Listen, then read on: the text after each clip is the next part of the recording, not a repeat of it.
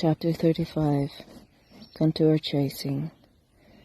Johnny took to flying low-altitude reconnaissance missions. He did them in a camouflaged Spitfire armed with only cameras.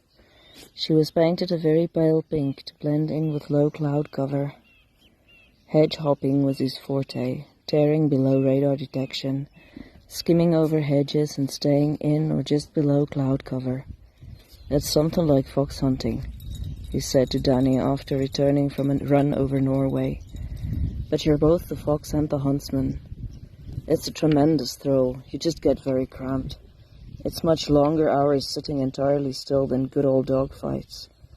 Also, when you're on a low-altitude photo run, it's one hell of a mission to get the pictures. You've got your camera behind your seat, so you have to guess exactly when whatever you need to get pictures of is going to reappear from below your wing into your camera view behind you. While everyone was struggling to keep up with the constant readiness and the toll of war, Johnny seemed to be bouncing off the walls and thriving on the extra flying hours. "How are you doing it?" "I was born for this," he said simply. But he was getting reckless. "You're balancing on a very thin line, Johnny, and the slip will get you killed. Be careful. They can try to clip me, but that little pink thing is lightning. They won't touch me. I'm going to live forever."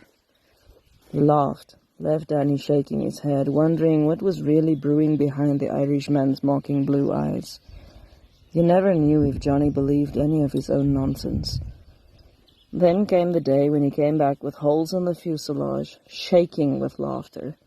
He tried to tell them what had happened, but he was laughing so hard he couldn't speak. Then Wing Commander Fred Whitaker called him into his office. There was shouting. Johnny stayed in there for a very long time. When he finally came out, he was almost acting sober. At dinner, he came to sit next to Danny. "What happened today?" Johnny shrugged. "No more reconnaissance. I might have pushed the Irish luck a little too hard. The cloud cover was too thick, so I couldn't get any of my targets.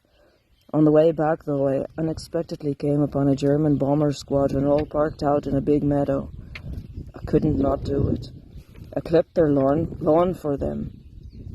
Nearly actually ran a German down with my prop, and the bastard took a shot at me with his pistol. Then I had to run like hell. I don't know what they thought, but in a record time half the German fighter force was after me and chased me almost all the way home." He laughed a little.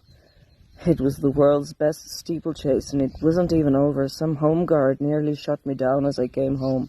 Might have put a hole in my fuel tanks. Fred's not pleased. Said I need to clean up my act. Sobering thought. He said he's eyeing me for squadron leader, but I need to prove to him I can behave like one."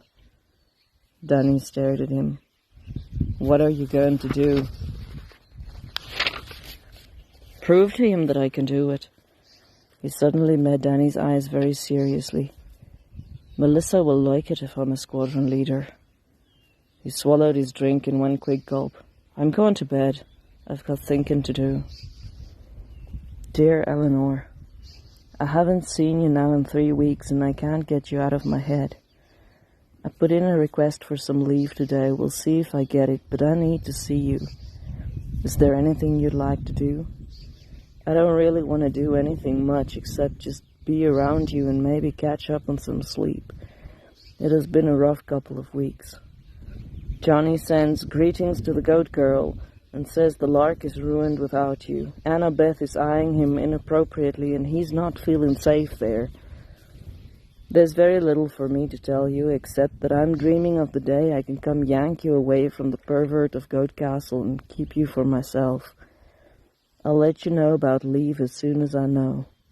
All my love, Danny. P.S. I've actually seen a place I like listed not too far away from you. Shall we maybe go look at it if we can get enough time off?"